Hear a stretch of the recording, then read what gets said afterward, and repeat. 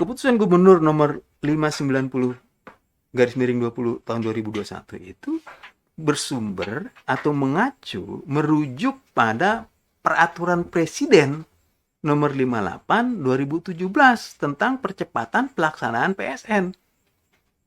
Jadi Perpres itulah juga menjadi penyebab berikutnya dari kekisruhan di dalam proyek strategis nasional Bendungan Bener ini, khususnya yang kemudian mengakibatkan berbagai macam tindak kekerasan di Desa Wadas itu. Jadi ini sistematik ya, sistematik sekali. Dari mulai aturannya salah, melanggar hukum, aturan salah diikutin, aturan salah dijadikan dasar untuk melakukan penyingkiran warga. Berantai kesalahannya ini. Artinya penyebab konflik yang ada di Wadas itu bukan hanya perilaku dari Gubernur Jateng aja, tapi ini Presiden harus bertanggung jawab. Presiden harus bertanggung jawab. Presiden harus bertanggung jawab.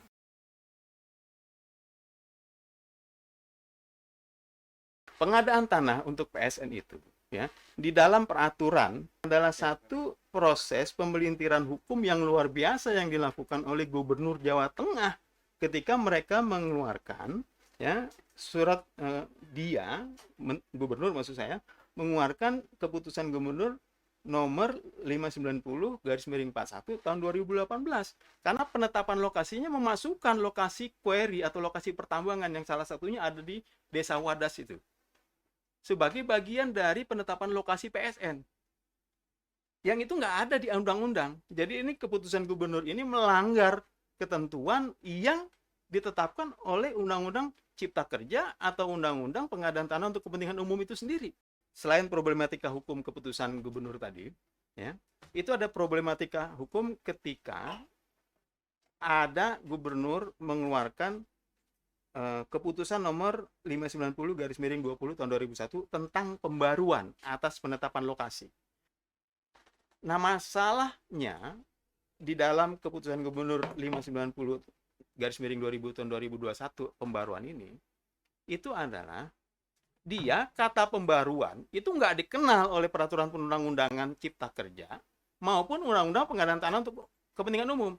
Tadi sudah saya katakan, dia hanya ada penetapan, lalu kalau nggak selesai perpanjangan, kalau nggak selesai juga kembali ke awal. Nggak ada pembaruan. Nah, kok gubernur bisa-bisanya bikin SK pembaruan penetapan? Jadi nggak mengulang, langsung aja dilanjutkan lagi dengan SK yang baru. Namanya pembaruan, namanya berarti SK baru.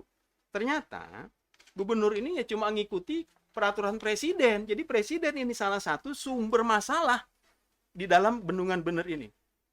Apa itu? Peraturan presiden nomor 58 tahun 2017 tentang percepatan pelaksanaan PSN yang dia merevisi peraturan sebelumnya nomor 3 tahun 2016. Di situ dikatakan kalau belum selesai pengadaan tanahnya, maka gubernur memperbarui.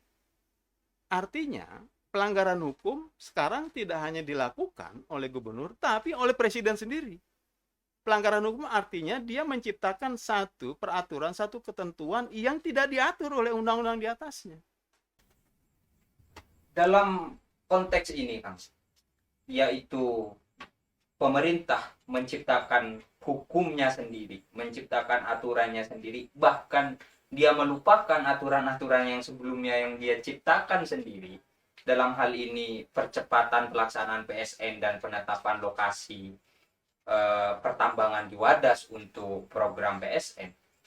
Apakah ini bisa diklasifikasikan sebagai kebijakan yang merugikan masyarakat? Dalam hal ini kebijakan ini sebetulnya melanggar HAM. Kalau dia merugikan masyarakat, itu yang terjadi sekarang.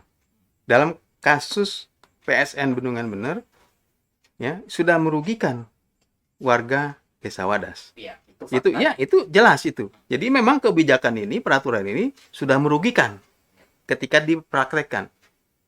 Ya. Kita tidak bisa menyalahkan warga Wadas yang mempertahankan haknya. Dia mempertahankan haknya, itu harus dihormatin. Ya. Negara harus menghormati, bahkan melindungi. Satu. Kedua, dia mempertahankan haknya karena haknya mau diambil, mau dialihkan begitu saja berdasarkan keputusan ya, peraturan yang salah. Jadi semakin kuat sebetulnya posisi orang-orang di Desa Wadas ini. Dan ketika dia dihajar dengan sejumlah kekerasan, diintimidasi, ya, diteror dan sebagainya, itu adalah kerugian baik mental maupun fisik, juga material. Bertambah lagi lapisan-lapisan kerugian yang diderita oleh masyarakat. Satu peraturan dibuat kalau dia merugikan masyarakat, itu jelas bukan peraturan yang baik. Karena, kenapa? Dia di satu sisi merugikan masyarakat, biasanya di sisi lain akan menguntungkan kelompok yang lain. Ini peraturan yang diskriminatif. Kalau begini namanya.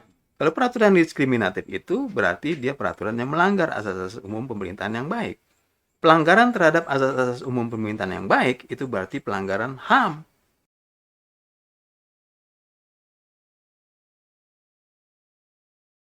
Setiap proyek strategis nasional yang dibuat oleh pemerintah Jokowi, ini termasuk Bendungan Bener, itu dalam situasi, dalam gambaran yang lebih luas daripada sekedar proyek bendungannya itu sendiri. Ya. Misalnya, kita punya kejelasan bahwa air yang akan, ya, air baku yang akan diciptakan, dihasilkan oleh Bendungan Bener itu, ternyata akan ditujukan untuk menjadi sumber penyediaan air bagi bandara NYIA di Yogyakarta yang baru terbangun. Nah, jangan lupa, pembangunan bandara NYIA di Yogyakarta di Kulon Progo itu bukan sekedar bangun bandara. Kalau kita lihat master plan rencana pembangunan bandara itu, di situ akan dibangun satu lingkungan kota baru yang disebut dengan Aeropolis.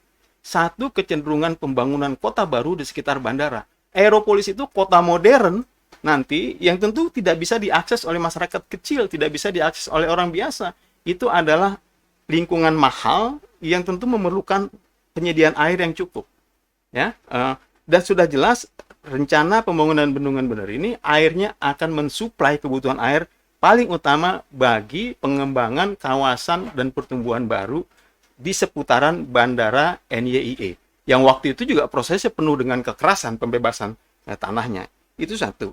Kedua, listrik dan air yang akan dihasilkan oleh Bendungan Bener itu, selain untuk pengembangan Aeropolis di NYIA, tadi di bandara New Yogyakarta International Airport itu juga dia untuk memenuhi kebutuhan, ya, kebutuhan air dan listrik, pengembangan kawasan-kawasan ekonomi dan area pertumbuhan di selatan, di bagian barat selatan Jawa, khususnya dari Kulon Progo ke arah barat, yang nanti pasti akan tumbuh, akan dibuat semikian rupa menjadi pusat-pusat pertumbuhan baru, akan muncul kawasan-kawasan ekonomi, kawasan-kawasan industri baru, dan tentu saja memerlukan listrik, memerlukan energi listrik, memerlukan air. Konteks kekekehan kalau kata orang Sunda itu, pokoknya kata rezim ini harus ada Bendungan Bener ini, itu sebetulnya ada dalam konteks yang lebih besar. Konteks pembangunan, rencana-rencana pembangunan besar yang berpandu pada paham tadi yang saya sebut dengan pembangunanisme itu. Yang mereka lakukan secara brutal dan sewenang-wenang. Ya. Nah pertanyaannya, kalau kawasan-kawasan pertumbuhan ekonomi baru, kawasan industri baru, kawasan dan lain sebagainya, pariwisata dan lain sebagainya, itu tumbuh berkembang, itu siapa yang akan menikmati hasilnya? Apakah masyarakat, apakah rakyat, apakah orang biasa atau siapa? Kita bisa tahu yang paling menikmati itu nanti adalah para developer, para pengusaha, para pengelola kawasan-kawasan ekonomi dan pusat pertumbuhan itu. Jadi ini adalah infrastruktur untuk menopang, ya, usaha mereka, untuk menopang proses-proses akumulasi kapital di wilayah-wilayah pertumbuhan ekonomi baru di wilayah Jawa bagian selatan, dari tengah sampai ke selatan gitu. Itu yang akan menikmati hasilnya dengan dengan biaya yang dibayar oleh masyarakat yang menjadi korban dari sejumlah rencana pembangunan ini. Pernyataan saya tidak akan umum. Saya mau fokus apa yang sedang berlangsung di Wadas, karena tadi saya bilang ini miniatur, dan kalau ini terjadi, artinya apa yang saya sampaikan ini bisa terlaksana, juga dia menjadi contoh bagi tempat yang lain. Apa itu? Stop pengadaan tanah dan pembebasan lahan di Desa Wadas, dan hentikan, cabut itu keputusan gubernur mengenai pembaruan. Bagaimana diatur oleh Perpres 58 2017 yang udah diperbarui lagi oleh Perpres berikutnya, diperbarui lagi dengan nomor berikutnya pada tahun 2020, itu juga harus dihapuskan.